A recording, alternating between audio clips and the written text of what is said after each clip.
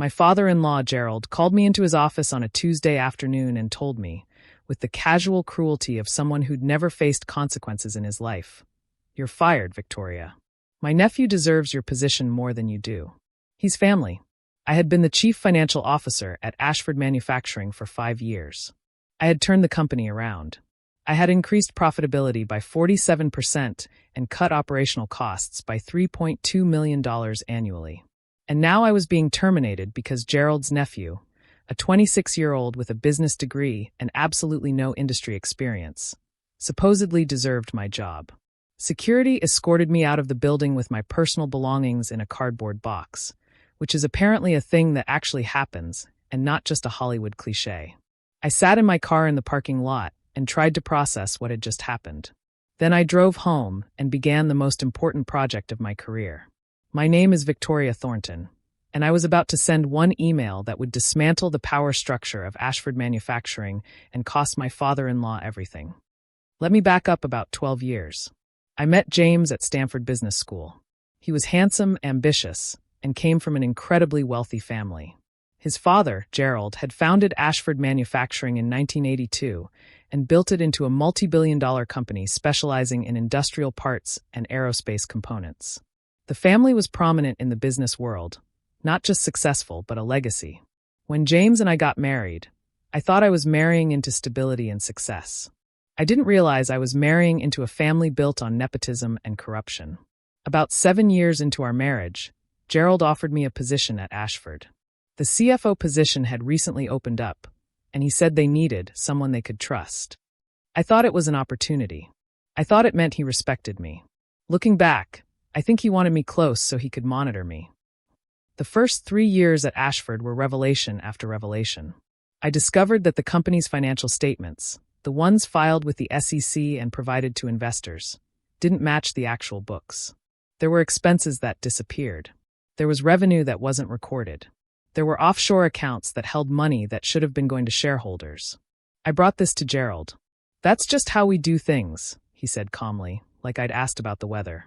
"We've been doing it this way for 30 years. It's standard practice for companies of our size." "It's illegal," I said. "It's securities fraud. It's falsifying financial records." "It's how we maintain operational flexibility," Gerald corrected. "And you're going to keep your mouth shut about it because you're family now. And family protects family." That's when I realized what I was dealing with. I wasn't working at a legitimate company. I was working at the front end of a money laundering and securities fraud operation. And my father-in-law was expecting me to participate. I didn't participate. Instead, I started documenting everything.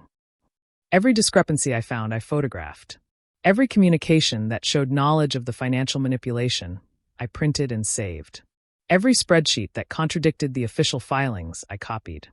I created a detailed, comprehensive record of 5 years of securities fraud at Ashford Manufacturing. I didn't tell James. I didn't tell Gerald. I just quietly built the most important document of my life. I also started looking for a new job. I couldn't work for a company that was committing federal crimes. I couldn't be part of that. But I also realized that if I tried to leave quietly, Gerald would see it as a threat. He'd make sure I never worked in finance again. He'd destroy my reputation. He'd use every resource at his disposal to ensure I couldn't be a problem. So I stayed. I played the role of the loyal daughter-in-law. I attended family dinners and smiled through the passive-aggressive comments about my career ambitions. I listened to Gerald brag about how smart he was and how the SEC would never catch him because we're too careful. All the while, I was building an exit strategy. Then Gerald's nephew, Kyle, came to work at the company. Kyle was 26.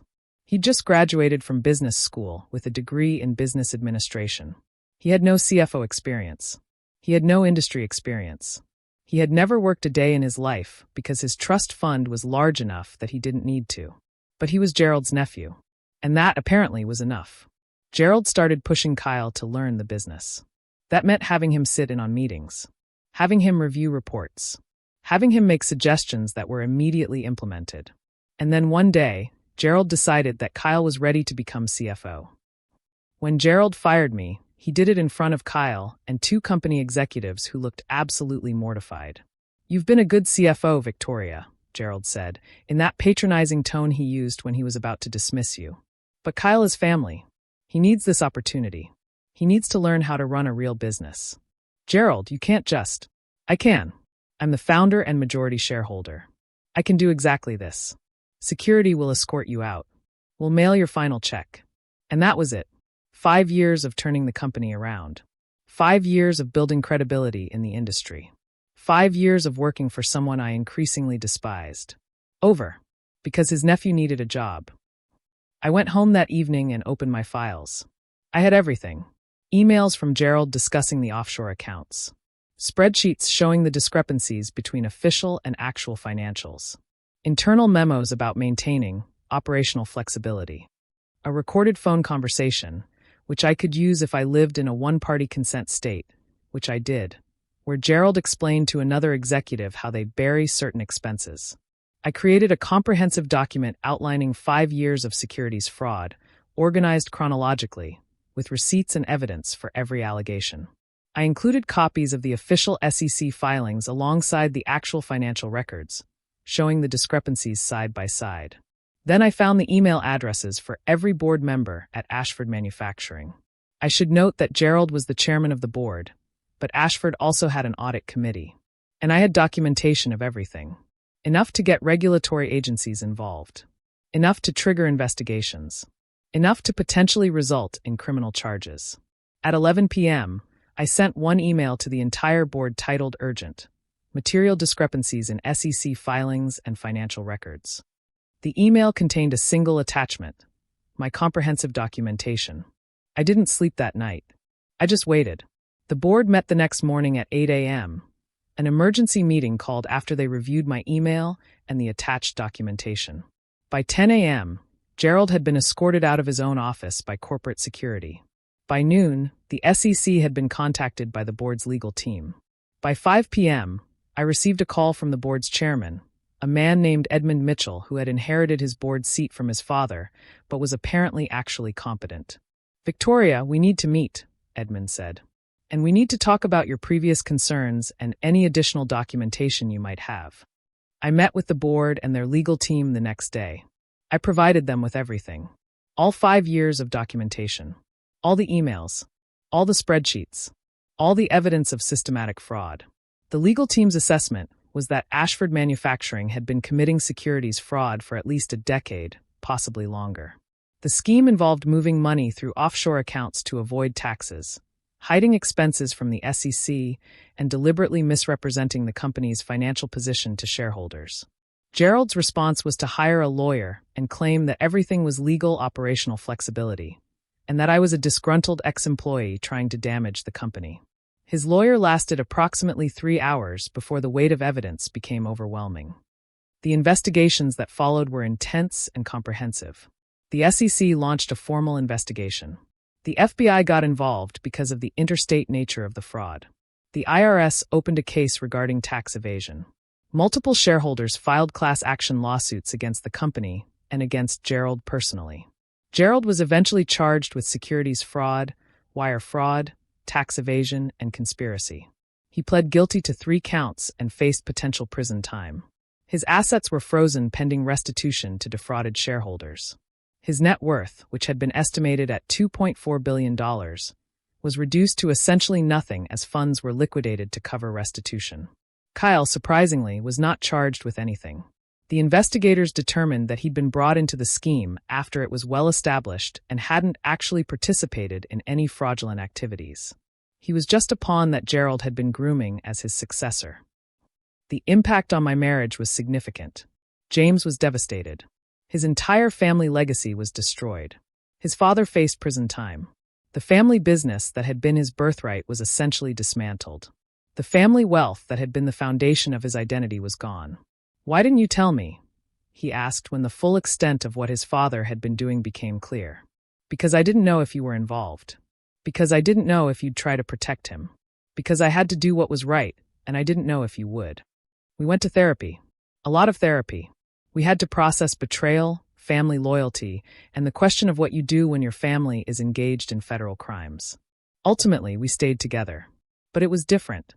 James had to come to terms with the fact that his father, a man he'd admired his entire life, was actually a criminal. He had to accept that I'd made the hard choice to turn evidence over to the authorities. He had to understand that family loyalty doesn't trump legal and ethical responsibility. It took 2 years, but we got there. Gerald was eventually sentenced to 7 years in federal prison. He served 5 before being released on parole. His net worth never recovered. He lived in a modest apartment after his release and worked a job at a grocery store, as far as I know. Kyle eventually got a real job at another company. He learned that he actually needed to earn positions instead of having them handed to him because of family connections.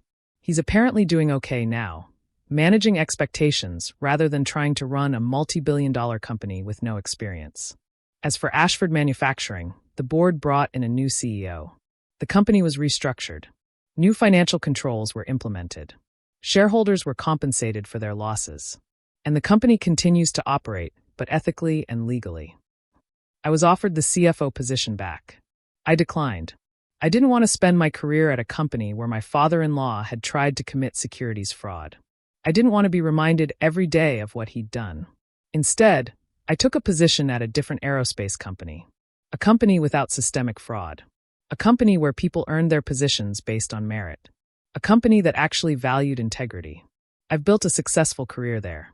I've been promoted twice. I'm respected. I'm compensated well. And I sleep at night knowing that I'm working for a legitimate enterprise. Sometimes people ask me if I regret what I did. If I regret turning in my father-in-law. If I regret destroying his life. The answer is no. I don't regret it. I regret that he engaged in federal crimes. I regret that his greed and entitlement led him to break the law. I regret that he destroyed his own life through his own choices. But I don't regret holding him accountable. What I did that evening, sending one email with one document, was turn over evidence of systematic fraud to the people responsible for overseeing the company. That's not betrayal. That's fulfilling a responsibility. That's doing what's right, even when it costs you. Gerald made his choices. He lived with the consequences. And I moved forward with my life. Sometimes the most powerful thing you can do is simply tell the truth. Sometimes a single document, sent to the right people, can dismantle an empire of fraud. Gerald learned that the hard way. And I learned that I'm stronger than I ever thought I could be.